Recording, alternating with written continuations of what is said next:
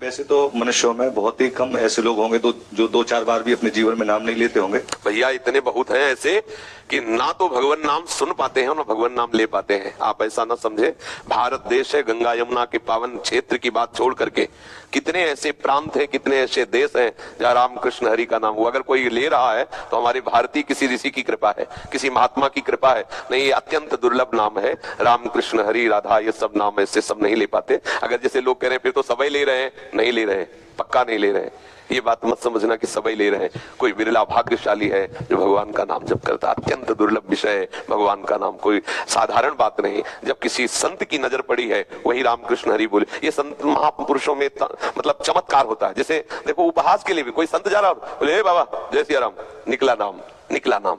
ये उस महात्मा के दर्शन का फल। राधे श्याम, हे बाबा राधे राधे, कुछ भी उपहास में बोले तो भी सच्चिदानंद प्रभु का नाम बोलेगा। ये संत की महिमा है। संत दर्शन से नाम जपने की स्फुरना, नाम को अत्यंत प्राणधन मान करके आसक्त होने की महिमा, ये सब संत। तो जो संतों से विमुख है, जो सत्संग से विमुख है, वो अगर आप ऐसा सोचते हो सब राम नाम ले रहे हैं, सब कृष्ण हरि बोल रहे हैं, नहीं, सब नहीं बोल रहे हैं। ये गंगा यमुना का प्रताप है, पावन क्षेत्र, जहां मरने पर कम से कम तो बोला ही जाता है राम नाम सत्य है।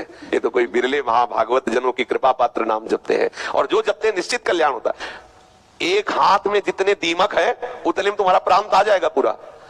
एक हाथ मिट्टी में जितने जीव हैं, परत के परत हैं, उतने में तुम्हारा पूरा यूपी आ जाएगा।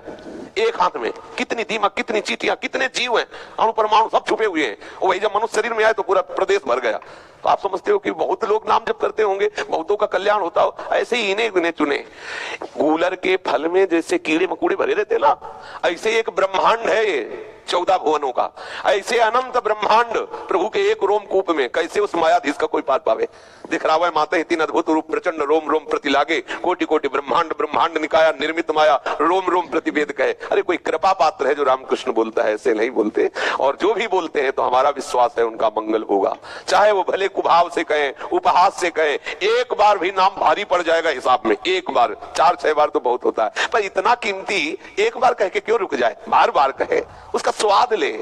जिस नाम से प्रभु की दिव्य लीलाओं में प्रवेश होता है उसे एक बार कह के क्यों छोड़ दे, उसको अपना जीवन बना। कीमती वस्तु मिल जाती है तो संतोष थोड़ी होता है कि एक मिल गया बहुत है, लगता है कि सब हमें मिल जाए। तो ऐसे ही हमारा पूरी श्वास जितनी है सब नाम में झोंक दो। इतना कीमती धन, परम धन राधा नाम आधार है, ये परम धन हम एकत्रित कर रहे, इसमें फिर प्रमाद न करे, खूब नाम जप करे।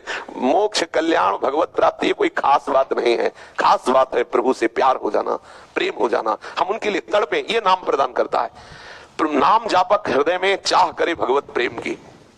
जिस नाम से प्रभु अधीन हो जाते हैं उस नाम से और कोई फल न मांगे। स्वयं प्रभु के प्रेम में मतवाला भक्त जब घूमता है, मम भक्ति युक्तो भुवनम पुनः, सारे लोगों को पावन करने की सामर्थ्य उस महात्मा में होती है जिसकी जिह्वा से निरंतर नाम चलता रहता है।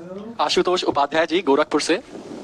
राधा वल्लभ श्री हरिवंश गुरु जी, मैं पिछले 20-25 दिनों से आपका प्रवचन एकांतिक वार्तालाप सुन रहा हूं। स्वामिनी की कृपा से आपकी वाणी का काफी प्रभाव पड़ रहा है। पिछले 15 दिनों से लहसुन प्याज छोड़ दिया है तथा वैष्णव अपराध व दोष दर्शन से दूर रहने का प्रयास शुरू कर दिया है। मेरा प्रश्न है कि भजन करने से मैं IAS की तैयारी कर रहा हूं जिसमें उदासीनता बढ़ती जा रही है, शादी भी हो चुकी है, अब आगे क्या करूं? हम क्या करें भैया ज्यादा रति प्रभु के नाम रूप में करोगे तो IAS PAS सब छूट जाएगा।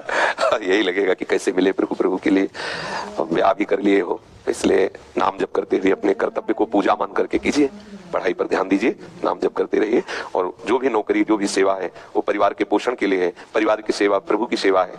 मैं सेवक समेत सुत नारी, नाथ सकल संपदा तुम्हारी। तो प्रभु की सेवा, उस पर ध्यान दीजिए, प्रमाद न कीजिए, क्योंकि भजन प्रमाद नहीं सिखाता, कर्तव्य परायणता सिखाता है। चक्रवर्ती सम्राट अम्बरीश जी हैं और भजन परायण महाभागवत है।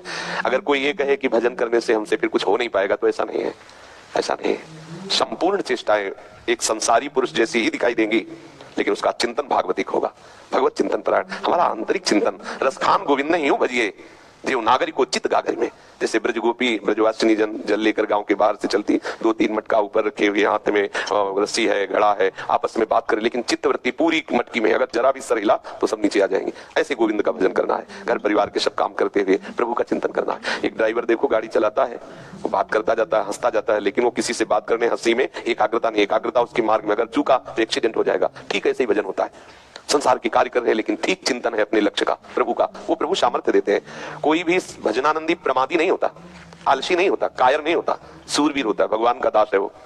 जिनको समझा जाता है कि संत जन क्या मेहनत करते हैं, होश उड़ जाएंगे अगर संतों की मेहनत सुन लोगे। पूरी पूरी रात जाग कर भजन करते हैं और ऐसे नहीं कि झपकी आ जाए पूरी पूरी रात, दिन भर हर समय शास्त्र स्वाध्याय भजन प्राण जितेंद्रियता नाम जब जलते रहते हैं। जैसे आग में रख के मटकी जलती है ना, ऐसे इंद्रियों के वेग आकर उनको जलाते हैं, चुपचाप शांत सहते रहते हैं और भगवत भजन प्राण रहते हैं। जो इस मार्ग के पथिक है वो जानते नहीं, तो बाहरी लोग ये नहीं जानते हैं कि उनकी जितनी मेहनत है अगर वो तुम कर लो तो तुम्हें पता चल जाए कितनी मेहनत करते हैं। बाहरी फावड़ा चलाना सरल है भैया, लेकिन मनीराम को प्रभु में लगाना बहुत कठिन है।